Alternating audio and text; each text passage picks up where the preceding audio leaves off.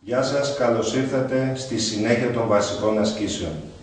Για σήμερα θα παίξουμε αυτή την άσκηση. Πάμε από κάτω πάνω στο τραπέζι και από πάνω κάτω. Δεν με ενδιαφέρει πόσο καλός παίχτης είστε. Όλοι οι παίχτες στον κόσμο, μα όλοι, τα σημεία που βρίσκουν δυσκολία είναι από κάτω πάνω. Από πάνω κάτω. Εκεί γίνονται τα περισσότερα λάθη. Αυτή η άσκηση λοιπόν μας διδάσκει πώς να πηγαίνουμε εύκολα από το ένα σημείο στο άλλο. Πώς στείνεται τώρα. Αναμισό διαμάντι μπάλα, αντίστοιχα αναμισό διαμάντι μπάλα. Πώς παίζεται. Πρώτα οι εξωτερικές μπάλες. 6, 4, 7, 10. Και μετά οι εσωτερικές. Η εύκολη εκδοχή είναι μετά τη 10 να έρθουμε εδώ και να παίξουμε την 8. Και να συνεχίσουμε 8-1, 2-15. Εμείς θα παίξουμε σήμερα τη δύσκολη εκδοχή. Μετά τη 10 θα έρθουμε να παίξουμε τη 2. Ξεκινάμε λοιπόν και τα λέμε στη διαδρομή. Πρώτη μπάλα η 6. Προσπαθούμε να χρησιμοποιήσουμε ένα σημείο, 2, 3, 4 πάνω στο τραπέζι για τις εξωτερικές μπάλες και μετά για τις εσωτερικές 1, 2, 3, 4 σημεία. Ποτέ μην έρθετε με μικρή γωνία. Συνήθως θα τελειώνει το σερί σας. Και η λευκή πάντα ξεκινάει από το 2 της μικρής και από το 1 της μεγάλης.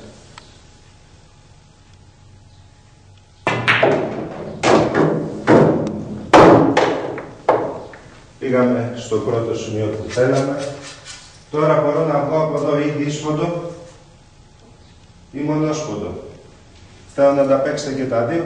Εμείς τώρα θα παίξουμε το μονόσποντο.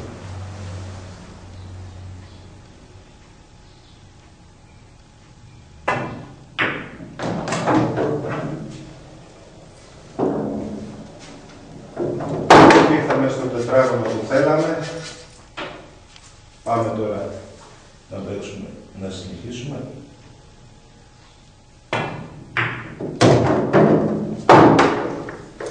Μας έφυγε λίγο η λευκή μπάλα.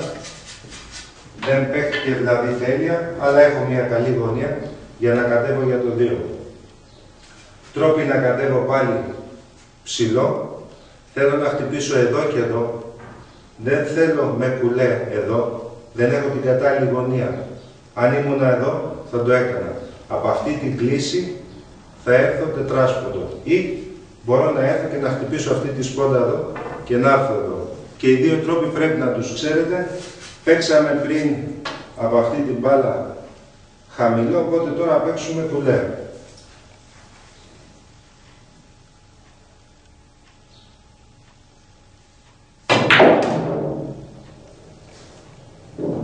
Ωραία, βγαίνουμε.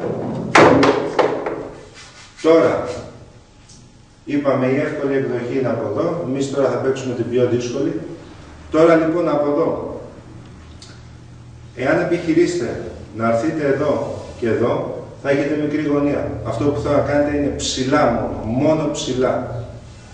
Και η μπάλα μπορεί να χτυπήσει, έχει πιθανότητες να χτυπήσει για να είναι σωστό το πλασέ σας από εδώ μέχρι εδώ. 2 διαμάντια και 1/4 του διαμαντιού λάθος. Πρέπει δηλαδή να θέλετε για να κάνετε λάθος αυτή την μπάλα.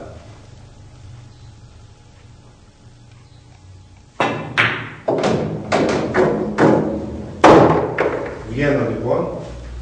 Τώρα πάλι μπορώ να παίξω δύσποντο ή τρίσποντο ή τετράσποντο ανάλογα τι κλίση έχετε ή μπορώ να έρθω απευθείας. Παίξαμε πριν κουλέ, οπότε θα παίξουμε τώρα χαμηλά πάνω στην μπάλα. Ουσιαστικά δεν είναι χαμηλά, είναι κέντρο μπάλας με λίγο φάλτσο.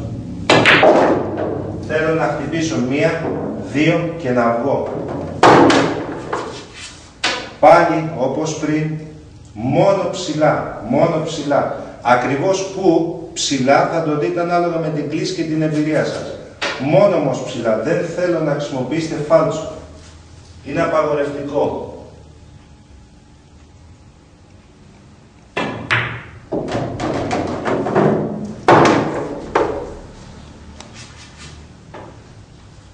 Και εδώ απλώς βάζουμε την μπάλα ψηλά πάλι, ένα ελάχιστο κλικ φαλτσάκι, μπαίνει μπάλα, τελειώνει η άσκηση. Όσον αφορά τώρα τις κατηγορίες. Γάμα κατηγορία, 4 μπάλες μόνο, μισό οι εξωτερικές. Μισό οι εξωτερικές. Β κατηγορία, κάνουμε μια μικρή παραλλαγή της άσκησης, μπάλα στο μεσαίο της μικρής, μπάλα επάνω στο άλλο μέσο της άλλης μικρής, πρώτα οι εξωτερικές μπάλες, χιαστή, από την 9 στη 12 ή από την μπάλα 5 στην 11, πάντα χιαστή, όχι στην ίδια πλευρά, από την 5 εκεί. Η α κατηγορία, αυτό που παίξα, πάλι με επανάληψη 10, 15, 20, 30 φορές σερί. Σερί όμως.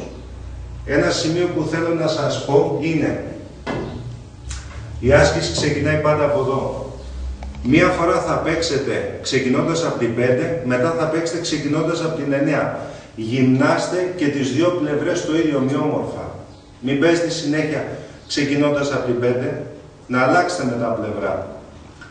Κλείνοντας πάλι, να απαντήσω σε άλλη ερώτηση που μου έχει έρθει με email, πάλι μου έχουν πει πολλοί, για το θέμα της συγκέντρωσης. Γιατί όταν παίζουν στο μπιλιαρδάδικο που παίζουν ή στο σπίτι τους ή όπου κάνουν προπόνηση, παίζουν καλά και στα τουρνουά δεν μπορούν να παίξουν καλά. Συγγνώμη. Ποιο δηλαδή, τι μάλλον πρέπει να κάνουν έτσι ώστε η συγκέντρωση να είναι ίδια όταν κάνουν προπόνηση. Πάλι η απάντηση είναι σχετικά απλή. Για την ακρίβεια θα σας τη μεταφέρω απλά. Κάνετε προπόνηση σαν να παίζετε μάτσα? Μάλλον όχι. Τι πρέπει να κάνετε για να κάνετε προπόνηση σαν να παίζετε μάτσα? Καταρχήν τα ρούχα σας. Δεν μπορείτε να πάτε με σαγιονάρα, σορτσάκι και αμάνικο και να αρχίσετε να χτυπάτε μπάλες με το φίλο σας. Αυτό δεν λέγεται προπόνηση, αυτό λέγεται διασκέδαση. Διασκεδάστε όσο θέλετε. Όταν θα θέλετε να προετοιμαστείτε, θα φορέσετε τα ρούχα που θα πάτε στους αγώνες, άρα ίδιες συνθήκες, και θα γράφετε. Υπάρχει στο χώρο σας, οπουδήποτε, υπάρχει ένας πίνακας που γράφει τα μάτς. Δεν μπορείτε στην προπόνηση να πετάτε μπάλες χωρίς κόστος. Εδώ. Α, την έχασα, ωραία. Όχι. Θέλετε να προετοιμαστείτε για τουρνουά. Ωραία. Φορέστε τα κατάλληλα ρούχα, κάντε ό,τι θα κάνετε στο τουρνουά και γράψτε.